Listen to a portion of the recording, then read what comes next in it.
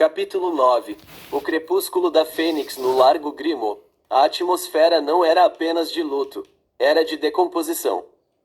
A Ordem da Fênix, outrora o bastião da esperança contra as trevas, agora era um grupo de exilados em sua própria casa. Sem fundos para comprar suprimentos, sem o apoio do Ministério, que agora via a Ordem com a mesma desconfiança que via os Comensais da Morte, e sem a fé inabalável em Dumbledore, o grupo estava se desfazendo. Alvo Dumbledore estava sentado em sua mesa, que antes parecia um centro de comando, agora apenas um monte de madeira velha e papéis inúteis. Ele não usava mais seus trajes impecáveis, suas vestes estavam gastas, e seus olhos, privados do brilho da manipulação astuta, pareciam apenas os olhos de um homem velho e cansado. A resposta de Hogwarts chegou, murmurou Minerva McGonagall, sua voz dura, mas contendo uma tristeza profunda.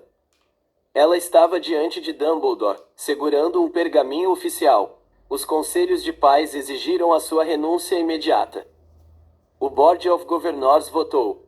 A partir de hoje, você não é mais o diretor de Hogwarts. E a Ordem, não há mais suprimentos. As lojas do Beco Diagonal se recusam a nos vender qualquer coisa. Eles têm medo de represálias de Gringotts ou de serem associados à sua história com Grindelwald. Dumbledore olhou para a janela. O Largo Grimmauld parecia mais sombrio do que nunca. Eles nos isolaram, constatou Lupin, que estava encostado na parede, a aparência descuidada e os olhos sem vida. Harry e Hermione não apenas nos venceram no campo jurídico. Eles nos apagaram da sociedade bruxa britânica. Ninguém vai lutar por uma causa liderada por um homem cujos segredos mais sombrios foram expostos por aqueles que ele tentou controlar. E o garoto? Tonks perguntou, sua voz falhando.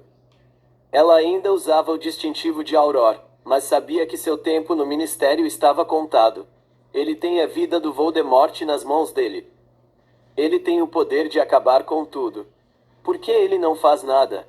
Por que ele nos deixou aqui para morrer? Porque nós não somos o problema dele. Dumbledore respondeu finalmente, sua voz um sussurro fraco. Nós somos o ruído.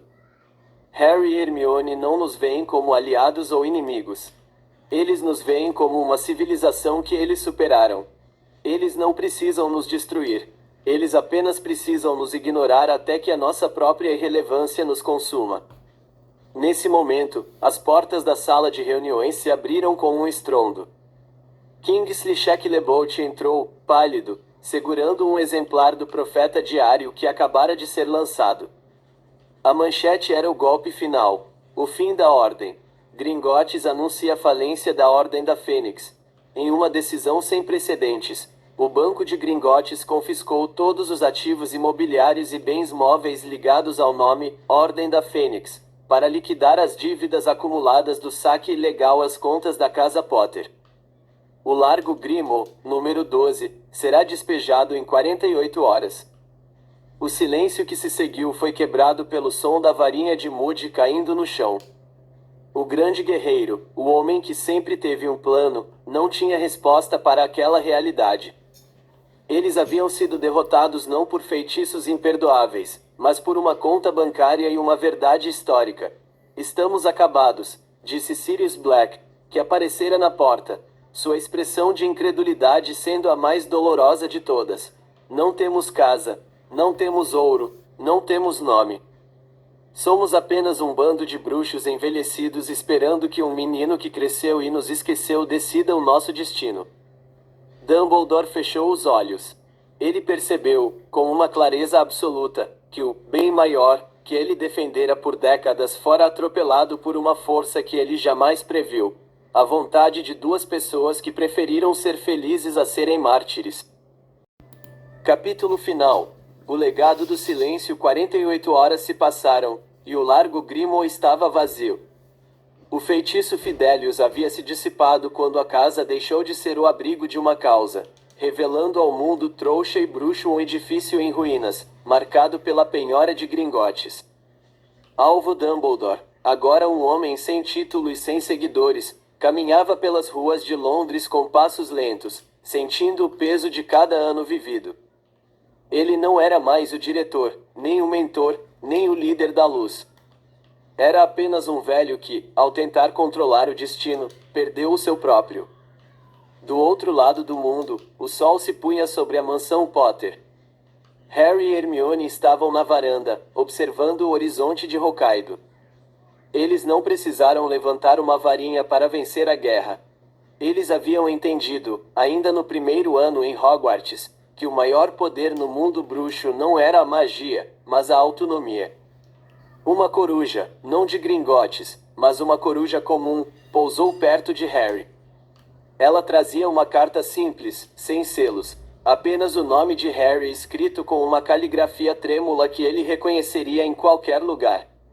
Harry abriu a carta. Eram apenas 2 frases de Dumbledore. Eu perdi o jogo que eu mesmo criei. Espero que, pelo menos, vocês encontrem a paz que eu nunca fui capaz de alcançar. Harry dobrou o papel e o queimou com um aceno de mão. Hermione se aproximou e segurou a mão dele, entrelaçando seus dedos. Ele se foi. Ela perguntou. Eles todos se foram. Harry respondeu, olhando para o vazio onde antes existia a necessidade de ser um herói. Voldemort se escondeu nas sombras, temendo a morte que ele não pode mais evitar, e Dumbledore desapareceu nas páginas dos livros de história. A Ordem da Fênix é apenas uma nota de rodapé sobre excessos e manipulação. O mundo bruxo britânico estava em plena reconstrução, mas era uma reconstrução sem a influência dos Potter. Eles haviam se retirado, não como fugitivos, mas como os arquitetos que, após terminar a fundação de um novo mundo, decidiram viver nele em vez de governá-lo. Harry olhou para Hermione. Eles haviam começado como 2 crianças em um corredor de Hogwarts, buscando proteção um no outro, e terminaram como os donos de suas próprias vidas. Não havia mais cicatrizes, nem profecias, nem a sombra de uma serpente ou de um mentor. Havia apenas o futuro, vasto e sem roteiros. O que vamos fazer amanhã? Hermione perguntou, encostando a cabeça no ombro dele.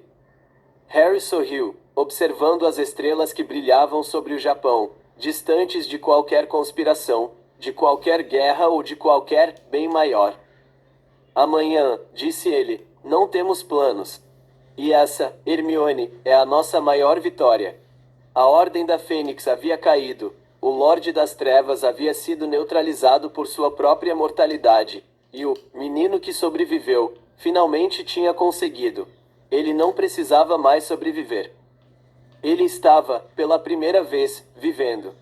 E, no silêncio daquela noite de paz, a história de Harry e Hermione Potter chegou ao seu fim, não com uma batalha, mas com o som reconfortante de 2 vidas que, finalmente, pertenciam apenas a si mesmas,